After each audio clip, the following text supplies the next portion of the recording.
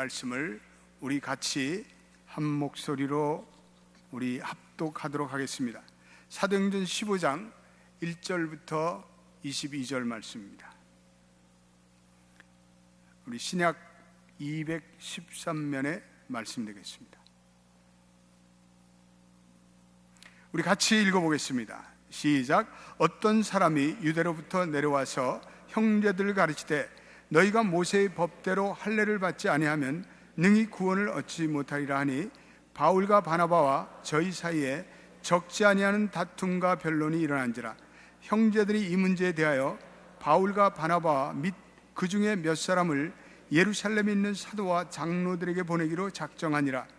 저희가 교회의 전송을 받고 베니게와 사마리아로 다녀가며 이방인들의 주께 돌아온 일을 말하여 형제들을 다 크게 기뻐하더라. 예루살렘에 이르러 교회와 사도와 장로들에게 영접을 받고 하나님이 자기들과 함께 계셔 행하신 모든 일을 말하며 바리새인 파 중에 믿는 어떤 사람이 일어나 말하되 이방인에게 할례 주고 모세의 율법을 지키라 명하는 것이 마땅하다 하니라. 사도와 장로들이 이 일을 의논하러 모여 많은 변론이 있은 후에 베드로가 일어나 말하되 형제들아 너희도 알거니와 하나님이 이방인들로 내 입에서 복음의 말씀을 들어 믿게 하시려고 오래전부터 너희 가운데서 나를 택하시고 또 마음을 아시는 하나님이 우리에게와 같이 저희에게도 성령을 주어 증거하시고 믿음으로 저희 마음을 깨끗게 하사 저희나 우리나 분간치 아니하셨느니라. 그런데 지금 너희가 어찌하여 하나님을 시험하여 우리 조상과 우리도 능히 매지 못하던 멍에를 제자들의 목에 두려느냐. 우리가 저희와 동일하게 주 예수 은혜로 구원받는 줄을 믿노라 하니라. 온 무리가 가만히 있어 바나바와 바울이 하나님이 자기들로 말미암아 이방인 중에서 행하신 표적과 기사 고하는 것을 듣더니 말을 마침에 야고보가 대답하여 가로되 형제들아 내 말을 들으라. 하나님이 처음으로 이방인 중에서 자기 이름을 위할 백성을 취하시려고 저희를 권고하신 것을 시몬이 고하였으니 선지자들의 말씀이 이와 합하도다. 기록된 바 이후에 내가 돌아와서 다윗의 무너진 장막을 다시 지으며 또 그 퇴락한 것을 다시 지어 일으키리니 이는 그 남은 사람들과 내 이름으로 일컬음을 받는 모든 이방인들로 주를 찾게 하려 함이라 하셨으니 즉 예로부터 이것을 알게 하시는 주의 말씀이라 함과 같으니라. 그러므로 내 의견에는 이방인 중에서 하나님께로 돌아오는 자들을 괴롭게 말고 다만 우상의 더러운 것과 음행과 목매겨 죽인 것과 피를 멀리하라고 편지하는 것이 가하니 이는 예로부터 각 성에서 모세를 전하는 자가 있어 안식일마다 회당에서 그 글을 읽음이니 하더라. 이에 사도와 장로와 온 교회가 그 중에서 사람을 택하여 바울과 바나바와 함께 안디옥으로 보내기를 가결하니 곧 형제 중에 인도자인 바사바라 하는 유다와 실라더라. 아멘. 오늘 본문은 교회 역사상 가장 중요한 회의에 대해서 언급하고 있는데 오늘 이 15장에 이 회의를 예루살렘의 공회라고 부르고 있습니다. 따라서 해보십시다. 예루살렘의 공의회. 성경에 나타나는 가장 중요한 회의 중에 하나입니다.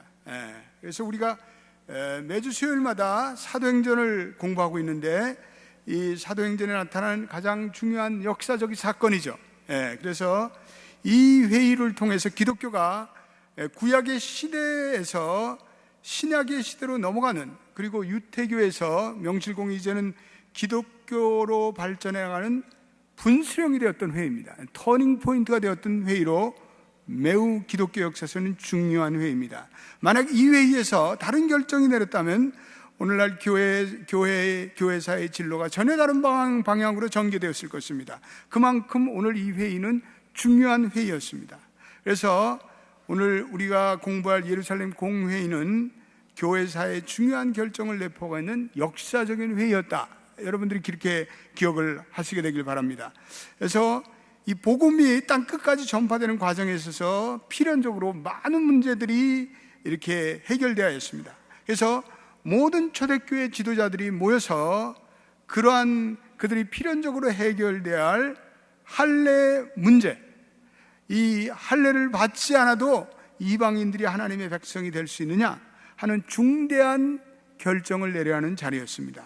그래서 이 하나님의 구속사적인 역사가 숨가쁘게 진행되는 그러한 시간이었습니다. 예전에 어떤 유대교의 유산으로부터 이제는 새로운 그 하나님의 선교를 위해서 나가야 하는 분기점적인 시도의 과도기적인 상황이었습니다.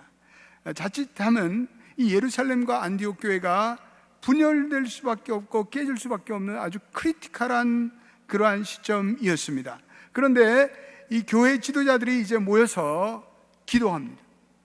기도하고 그리고 그들의 선교 가운데 일어났던 하나님의 역사를 그들이 경청합니다.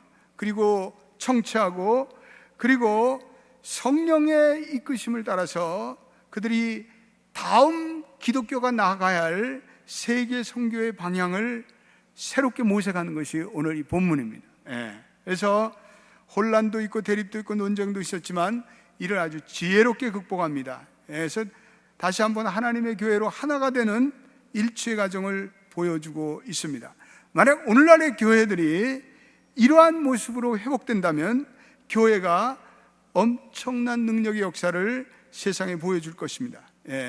우리가 시대가 변하고 또 그래서 교회도 변해야 되는데 우리가 이 변하는 모습에 어떻게 교회가 대처해야 하고 어떻게 교회가 적응해야 되는가, 이러한 문제들을 교회가 어떤 지혜로운 결정을 통해서 또 한 단계 나가는 이런 모습을 보면서 오늘 이 예루살렘의 공의의 모습이 우리 연합장로교회도 이제는 한 단계 성숙한 교회로 나가는데 어떤 가이드라인이 될 수 있기를 바랍니다. 그래서 사도 바울과 바나바가 성공적으로 제1차 전도여행을 마치고 안디옥 교회로 돌아오는데 그들이 전도여행에서 일어난 하나님의 역사를 찬양하고 간증합니다. 그러니까 회의가 그냥 회의가 아니라 거기에 간증도 있고 찬양도 있습니다. 그런데 유대로부터 온 사람들이 가장 본질적인 이슈를 제기합니다. 그것이 오늘 우리가 읽은 1절의 말씀입니다. 1절을 우리 한 번만 더 같이 읽어보겠습니다. 여러분들이 중요한 말씀이니까 1절 한번 읽어보겠습니다. 시작. 어떤 사람들이 유대로부터 내려와서 형제들을 가르치되 너희가 모세의 법대로 할례를 받지 아니하면 능히 구원을 얻지 못하리라 하니, 여기 오늘 그들이 가장 본질적인 문제를 제기하는데 바울과 바나바가 목숨을 걸고 전한 복음과는 다른 내용을, 전혀 다른 이야기를 제시하고 있습니다. 그래서 모세의 율법대로 너희들이 할례를 받지 아니하면 구원이 있을 수 없다라고 얘기합니다. 그러니까 그로 인해서 이 안디옥 교회에 아주 심각한 논쟁에 휩싸입니다. 구원은 전적인 하나님의 은혜인가, 아니면 예수님의 은혜도 필요하지만 동시에 모세의 율법을 지켜야 완성되는 거, 이런 논쟁이 벌어졌습니다. 이건 교회사에 아주 중요한 논쟁이고 단순히 유대인들과 이방인의 문화적인 갈등의 논쟁만이 아니고 이건 교회사에서 거듭되는 논쟁이었습니다. 심지어는 종교개혁이 일어난 모티브가 되었던 논쟁입니다. 그래서 초대교회는 이 할례의 문제가 대단히 중요한 예민한 문제였습니다. 어떤 사람들은 그리스도의 공동체에 들어왔지만 여전히 할례를 지키며 율법을 지켜야 하는 열의를 가지고 이 그리스도의 공동체에서 생활하는 그러한 유대교적인 색채를 지닌 그러한 성도들이 있었습니다. 그래서 그들은 이방인으로 개종된 자들이 예수를 믿는 것만으로는 부족하다, 너희가 할례를 받아라, 그래서 모세의 율법을 지켜야 된다고 주장하고 있습니다. 그런데 오늘 2절부터 5절에 보면 이방인의 구원의 문제와 할례의 문제가 이건 단순한 것이 아니라는 사실을 깨닫게 됩니다. 그대로 두면 이건 해결될 수가 있는 그런 것이 아니었습니다. 그래서 이방인의 구원의 문제를 해결하기 위해서 이 진지한 토론이 필요하다는 걸 깨닫고 예루살렘 교회에서 안디옥 교회 지도자들과 예루살렘의 교회 지도자들이 다 모여서 서로의 입장을 경청하고 또 해결 방안을 찾는 건강한 교회의 모습을 보여주고 있습니다. 그래서 한 공동체가 건강해지려면 각자의 다른 의견을 이렇게 개진하는 모습을 볼 수가 있습니다. 요즘 말로 의사소통을 하는 거죠. 요즘에 뭐 소통의 문제를 우리가 많이 얘기하는데, 소통하는 거죠. 자기의 의견들을 다 허심탄회하게 털어놓고 기도하며 수기하는데, 그런데 오늘 이 예루살렘 공회 회의의 모습 중에서는 그들이 하나님의 인도하심을 간절히 간구한다는 모습, 그러한 회의 속에서 우리가 세상에서 하는 회의와는 전혀 다른 그러한 회의의 모습을 보여주고 있습니다. 그것이 오늘 4절에 나타나는 그러한 모든 공회의 모습입니다. 이 초대교회를 생명력 있는 공동체로 만드는 중요한 원인 중에 하나는 그들이 서로 다른 의견을 서로 얘기하고 또 경청하고, 그리고 또 간증도 듣고 또 하나님의 하신 일을 기도도 하고, 그러면서 회의 속에서 기도가 있고 회의 속에서 하나님을 찬양하고 또 하나님의 하신 일들을 보고받고, 그러니까 오늘날 회의만 하는 것과는 다른 것 같아요. 저도 이 당회를 해보지만 당회에서 이렇게 회의만 하는 건 좀 그런 것 같아요. 당회를 하다가 또 우리 어떤 성도를 위해서 기도도 하고 또 찬송도 하고, 그래서 회의 가운데 어떤 하나님의 인도하심을 계속해서 영적인 지도자들이 궁구하고 또 찾는 그러한 영적인 모습과 회의의 모습이 컴바인된 모습이 이 예루살렘의 교회의 모습이었습니다. 그러면서도 서로 다른 의견들이 이렇게 개진이 되고 있습니다. 그랬더니 이제 7절로부터 11절에 베드로가 일어나서 증언을 하는 거예요. 베드로는 그 당시에 예루살렘 교회의 가장 존경받는 지도자였기 때문에 그 베드로의 의견이 매우 비중 있게 다뤄집니다.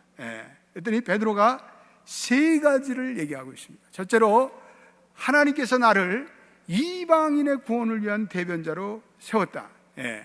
그러면서 자기가 그러는 가운데, 복음을 전하는 가운데 고넬료의 가정 속에서 일어났던 하나님의 놀라운 역사를 간증합니다. 8절을 우리 같이 읽어보겠습니다.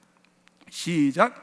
또 마음을 아시는 하나님이 우리에게와 같이 저희에게도 성령을 주어 증거하시고, 요거는 정확하게 고넬료의 가정에 복음을 전할 때 성령이 내려온 사건을 얘기하고 있습니다. 베드로도 쇼크를 받았습니다. 이방인, 그것도 유대인들과 절천지 원수지간인 로마의 고급 장교의 집에서 복음을 전하는데 성령이 내려왔습니다. 그러니까 이 베드로가 이 고넬료 가정에서 일어났던 하나님의 그 은혜, 그 성령이 우리가 믿는 똑같은 성령이라는 것을 오늘 강조하고 있습니다. 그래서 성령은 우리로 하여금 하나가 되게 하는 줄로 믿습니다. 그래서 오늘 두 번째, 베드로는 율법을 지킴에 있어서 인간의 불가능성을 언급하고 있습니다. 10절을 우리 읽어보겠습니다. 같이 시작. 그런데 지금 너희가 어찌하여 하나님을 시험하여 우리 조상과 우리도 능히 매지 못하는 멍에를 제자들의 목에 두려느냐. 이것은 우리 조상이나 우리들도 해결치 못했던 율법의 멍에를 왜 새로 믿는 이방인들에게 강요하냐. 이게 베드로의 메시지입니다. 그러면서 베드로가 11절에 이렇게 말합니다. 11절도 우리 한번 같이 읽어보겠습니다. 시작. 우리가 저희와 동일하게 주 예수의 은혜로 구원받는 줄을 믿노라 하노라. 베드로도요, 한때는 국수주의적인 신앙을 가졌던 적이 있습니다.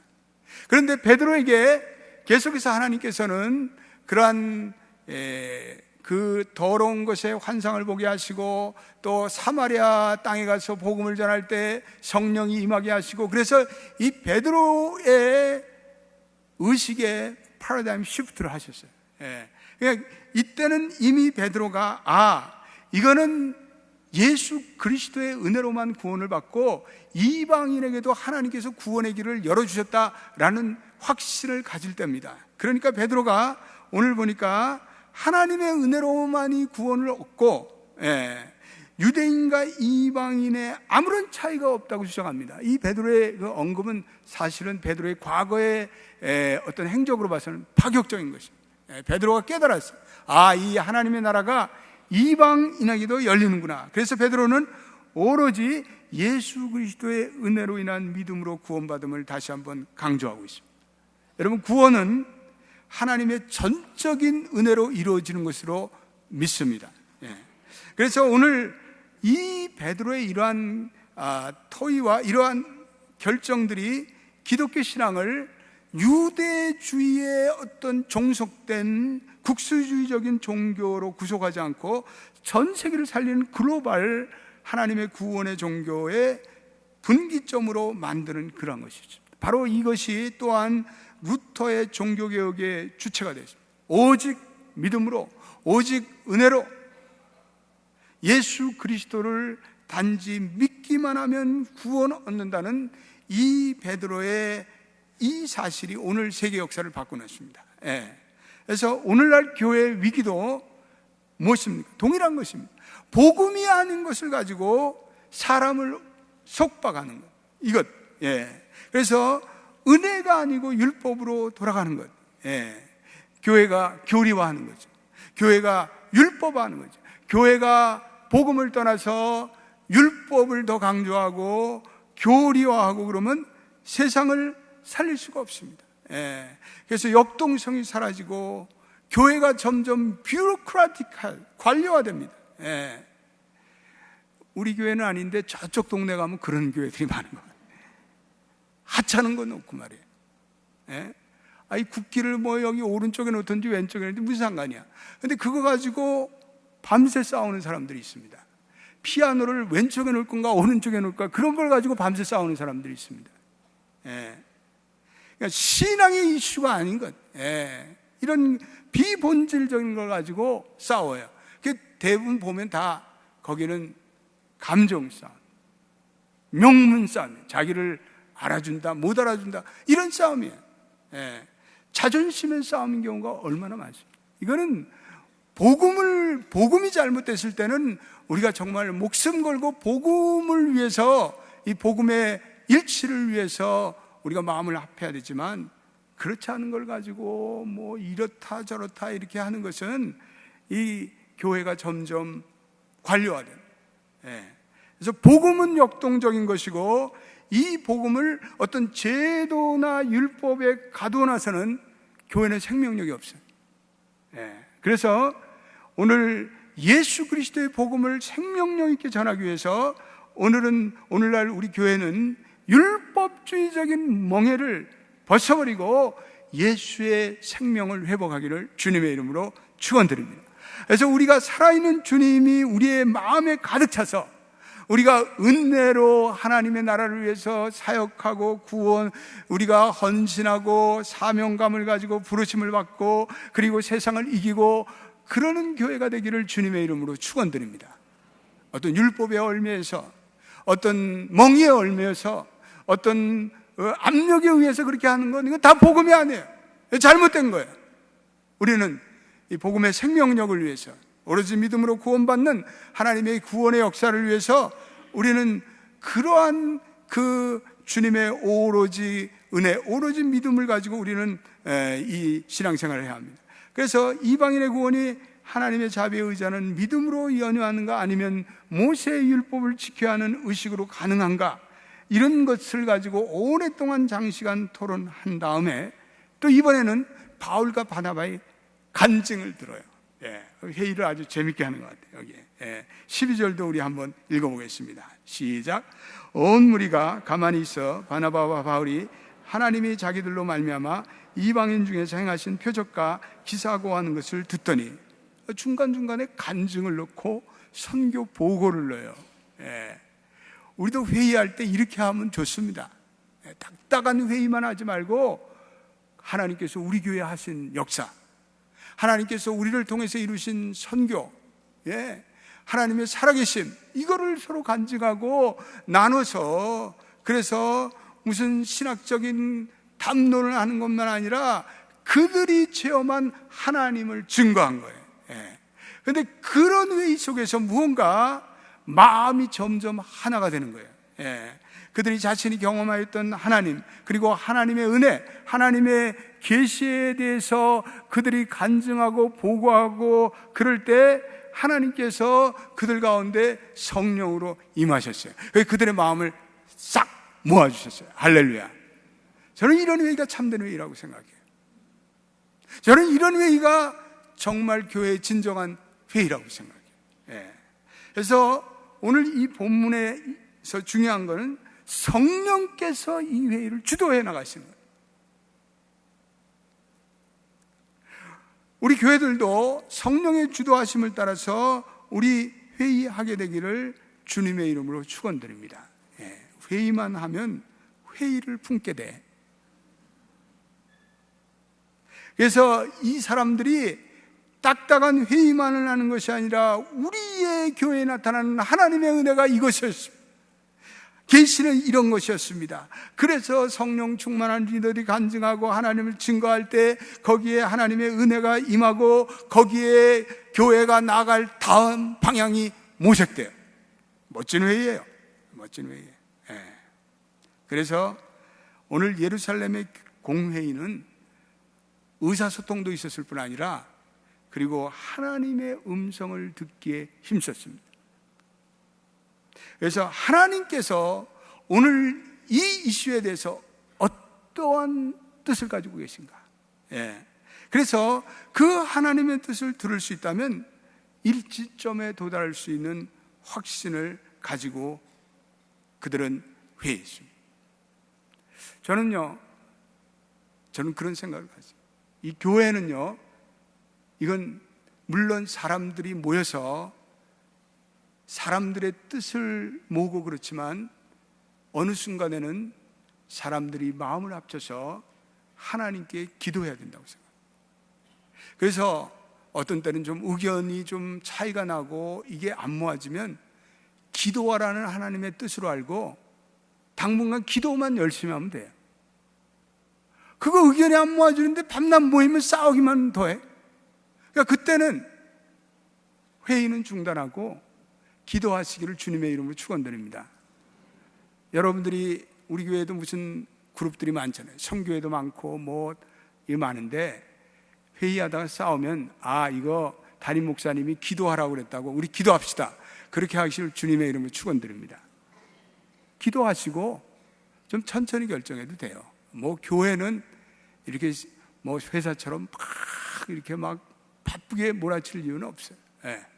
그래서 기도를 통해서 하나님의 뜻을 묻고 하나님의 뜻이 이제 정해지면 그때는 또 온 성도들이 그 길을 향해서 달려나가고. 예. 그래서 오늘 하나님만이 우리를 하나로 묶어주시는 분인 것을 믿게 되시기를 주님의 이름으로 축원드립니다. 예.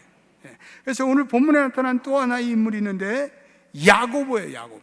예. 그래서 오늘 이 13절로부터 야고보 얘기가 나옵니다. 여러분, 야고보는 예루살렘 공회의 의장이었습니다. 그런데 야고보는 원래 예수님의 동생으로 성경에 안 나타났지만 이 야고보는 기도를 얼마나 많이 하는지 야고보의 무릎이 낙탄 무릎같이 되었다. 늘 꿇어서 기도를 하니까. 예, 그런 이야기가 전해지고 있습니다. 그래서 이 야고보는 그런 야고보서를 통해서 시험을 이기는 길이 무엇인지를 이 야고보서를 통해서 많이 말씀하고 있습니다. 그러면서 야고보가 그동안 그 모든 회의를 지켜보면서 결론에 이르러서 그가 이렇게 정리를 해요. 그러면서 그의 메시지는 4가지 사실을 담고 있는데, 첫째로는 하나님이 무언가 새로운 일을 시작하셨다는 것. 예, 그것이 14절의 말씀. 우리 한번 14절 읽어보겠습니다. 시작. 하나님이 처음으로 이방인 중에서 자기 이름을 위할 백성을 취하시려고 저희를 권고한 것을 시몬이 고하셨으니, 여기서 권고라는 단어가 나와요. 하나님이 권고하셨다. 예. 시몬 즉 베드로가 고넬료와 그 가족의 복음을 전하는 그 모든 사건은 바로 하나님의 역사였고, 그것은 바로 오늘 본문에 나타나는 아모스 9장 11절과 12절의 성취다. 이렇게 딱 그 구약의 말씀을 들어서 하나님의 말씀을 해석하는 것을 볼 수가 있습니다. 그 16절, 17절이 바로 이 아모스 9장 11절, 12절에 나오는 말씀인데, 이것은 하나님께서 이방인들도 이제는 주를 찾게 하시는 하나님의 위대한 경륜에 대해서 선포한 그 말씀을 오늘 여기다가 적용하면서 이 모든 고넬료의 가정에 복음이 임하고 성령이 임한 것은 하나님의 역사다, 이방인을 향한 하나님의 구원의 역사다, 이렇게 얘기하고 있어요. 그러면서 바나바와 바울의 선교 보고에도 하나님께서 그렇게 일하셨고, 이 모든 것 가운데 하나님의 일하심을 지금 베드로가 증거했고, 그리고 바나바와 바울이 증거했고, 그리고 야고보가 정리를 해요. 그런데 세 사람의 의견들이 다 똑같아요. 성령께서 그 지도자들의 마음을 움직여서 하나님의 뜻으로 이 예루살렘 공회에서 정리하는 것을 볼 수가 있습니다. 그래서 이방인의 구원이 선지자로 하신 말씀의 성취라는 것을 야고보는 강조합니다. 그래서 19절 읽어보겠습니다. 19절에 뭐라고 해요? 시작. 그러므로 내 의견에는 이방인 중에서 하나님께 돌아오는 것을 괴롭게 말고, 20절 시작. 다만 우상의 더러운 것과 음행과 목매어 죽인 것과 피를 멀리하라고 편지하는 것이 가하니. 오늘 이방인들이 하나님께로 돌아오는 것을 너희들이 할례라는 멍에를 메어서 왜 그들을 괴롭히냐? 이제는 그것을 더 이상 예수님을 믿고 구원을 받는데 할례가 필요하다고 가르치는 것은 사람을 괴롭히는 것이다. 그 멍에를 이제는 이방인들로부터 걷어주자, 이렇게 정리합니다. 이거는 바울과 바나바가 전했던 복음이고, 이거는 베드로가 전했던 복음입니다. 그래서 야고보는 신앙의 문제에서 유대인들의 국수주의자의 의견을 거부해요. 그리고 복음의 본질을 선명히 정리하는 것을 볼 수가 있습니다. 그리고 다만 이방인들의 생활 속에서 우상 숭배하는 것은 우상을 멀리하고, 그리고 음행하는 것, 그것도 멀리하고, 목매어 죽이는 것, 이 짐승을 목 달아 죽인 그런 것들은 먹지도 말고, 또 피를 멀리하는 것, 피는 예수의 보혈과 생명의 상징이기 때문에 피를 마시는 것, 그러한 이방적인 문화는 하지 말라는 거예요. 마치 한국 초기 기독교가 들어오면서 하도 한국이 술과 담배의 문화로 나라를 망치니까, 주초의 문제로 망치니까 선교사들이 그것은 구원받는 것과는 상관이 없지만 문화적으로 기독교 정신을 흔들게 하기 때문에 이 술과 담배를 아주 금했던 그러한 역사적인 사건을 봅니다. 그래서 예수 믿고 구원받으면 주초 문제도 자연적으로 끊게 된다는 그런 문화적인 결단을 했습니다. 그래서 교회는 은혜를 체험하는 것이지 율법을 강요하는 것이 아니라는 거죠. 그래서 문제는 복음이 아닌 것을 가리키고 교인을 속박하고 괴롭히는 모든 행위는 중단해야 된다는 거죠. 그래서 예수 안에서 신앙을 가질 때 복음으로 자유와 기쁨이 무엇인지를 누려야 하는 것을 가르쳐야 된다고 말씀하면서 야고보는 동시에 예수를 믿기에 지켜야 할 그러한 문화는 우리가 지켜야 된다, 이렇게 얘기를 하는 것을 정리를 했습니다. 그래서 이러한 이방인의 문화는 멀리하고 성교를 지켜라. 오늘 이 예루살렘 공회는 양보할 수 없는 본질은 양보하자. 그러나 음식 문화는 유대인들의 주장에 따라서 이 이방인들이 양보 절충해서 그런 것들을 멀리하라고 합의를 합니다. 그리고 결정된 문제에 대해서는 순종합니다. 그래서 본질에 있어서는 일치를, 비본질에 있어서는 양보를 추구합니다.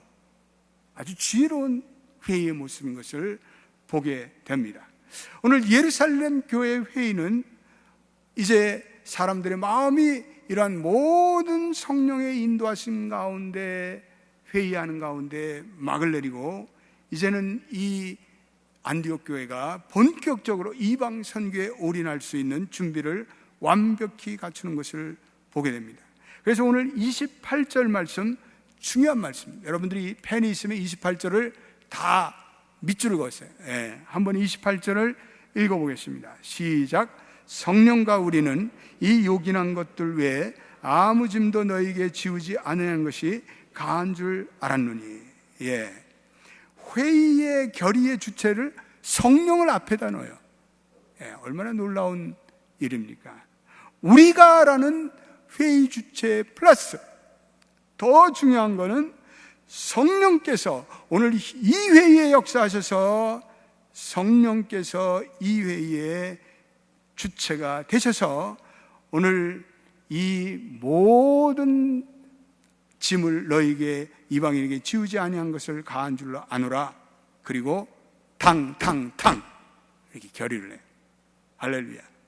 그래서 모든 사람들이 그들의 결정에 하나님이 함께 하심을 깨닫고 감격하고 성령의 임재와 능력을 모두가 느끼고 고백할 수 있는 회의를 했습니다. 저는 교회 회의가 이렇게 돼야 한다고 생각해요. 왜 웃어요? 아멘이지. 모두가 아멘. 아멘. 우리 연합교회 회의는 이렇게 되기를 주님의 이름으로 축원드립니다. 회의하고 나서 인상 쓰고 말이야, 원수가 되어갖고 말이야, 그러지 않게 되기를 바랍니다. 성령이 우리의 마음을 하나로 바꿔주셔서 회의가 끝나고 서로 허구하고 하나님께서 이 회의 가운데 임하셨습니다. 우리의 마음이 하나가 됐습니다. 하나님께서 우리에게 새로운 또 하나의 선교의 비전, 사역의 비전을 주셨습니다. 할렐루야. 감사하고 감격할 수 있는 우리 연합교회가 되시기를 예수의 이름으로 축원드립니다. 우리 연합교회는 선교 지향적인 교회예요. 그래서 우리 교회는요, 사도행전을 많이 읽고, 우리 성도들이 이 사도행전이 계속되는데 여러분들이 사도행전을 많이 읽고 우리가 우리 사도행전에 나타나는 하나님의 사역의 원리와 선교의 원리를 따라서 사역하고 선교하면요, 하나님이 복을 주세요. 하나님이 은혜를 주세요. 우리 교회로 하여금 이 시대 속에서 역동적인 선교 지향적인 교회가 될 줄로 믿습니다. 우리는 선교를 위해서 우리는 하나님의 음성을 듣고 성령의 음성을 듣고 하나님의 임재를 확신하는 교회가 되어야 합니다. 오늘 하나님의 인도를 느끼고 감격하는 초대교회 같이 믿음, 은혜, 하나님의 임재가 함께하는 교회가 돼서 하나님께 영광 돌리는 연합교회가 되시길 주님의 이름으로 축원드립니다. 한번 다 일어나 보세요.